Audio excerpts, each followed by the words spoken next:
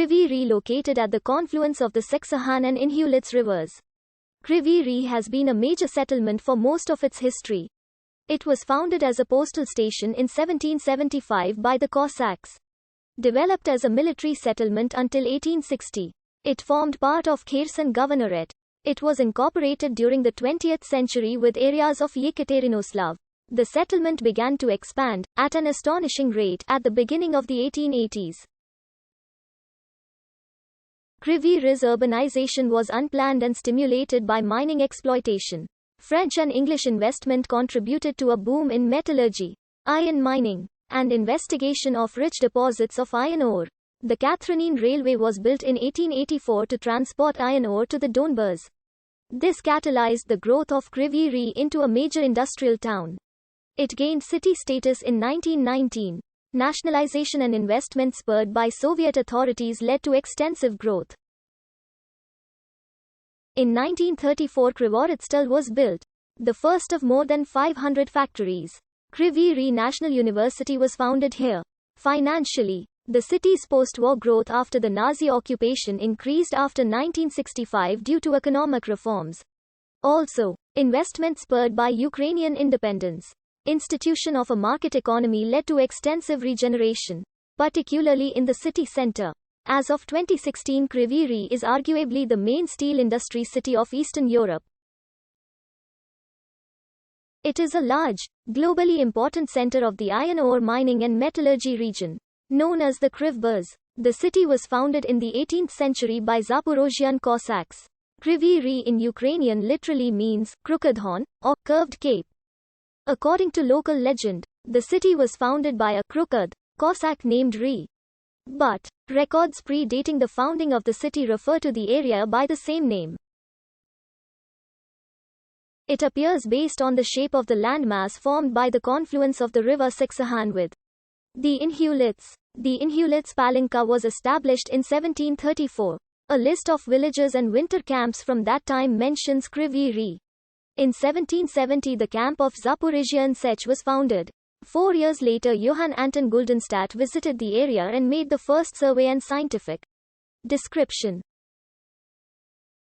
On May 8, 1775, after the end of the Russian-Turkish War, Russian authorities opened a postal station and railway track, linking this settlement to Kremenchuk, Kinburn Forland and Ochakov, all garrisons of the Imperial Russian Army. The station was tended by 5 Cossacks. Kryvyi Rih was still a village in the early 1800s. It had 3 water mills, which made up the largest industry.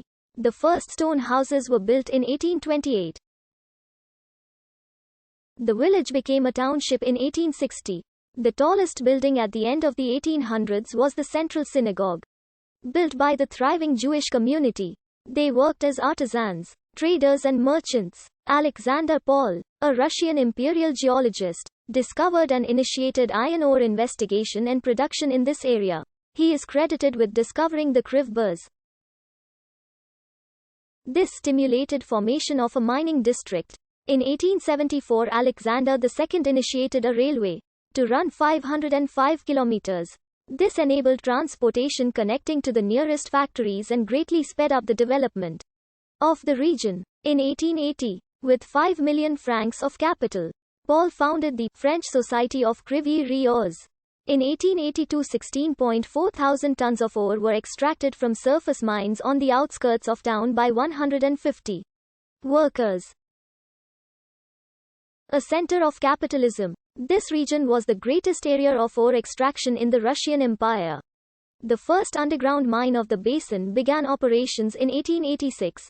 Metallurgy, a new branch of industry, was founded in 1892, when the first blast furnace of Dansivka Ironworks was started. The export of ore to Silesia soon began. Alexander Paul studied iron ore in detail and proved its commercial value. Ore quarry in 1899 Jolta IA. Rika Iron Mining Company share. 1899 Poshtova Street. About 1900 Kryvyi Rih Mutual Credit Society region map. In 1914 Minorize the Fir. The Kryvyi Rih share 5 schools were soon established. An aerial cableway was built in the town. The city's industry attracted new people looking for a quick profit. The supply of mined ore soon exceeded demand. Many mines had to temporarily suspend operations, and others had to reduce their workers and output by more than half. Workers had harsh conditions, lacking social security or contracts. Environmental conditions in the mines caused them to suffer lung cancer, tuberculosis and asthma. The shutdown caused thousands of people to be out of work. At the same time, workers began to develop ideas about socialism and democracy. The labor unrest resulted in several terrorist attacks and strikes. In 1905 there were also anti-Jewish pogroms and repressions. And younger Jews left the area, many for the United States. The First World War interrupted access to the export markets, and many workers were drafted into the military. The city survived soldier and workers' deputies in 1917. Soviet power was established.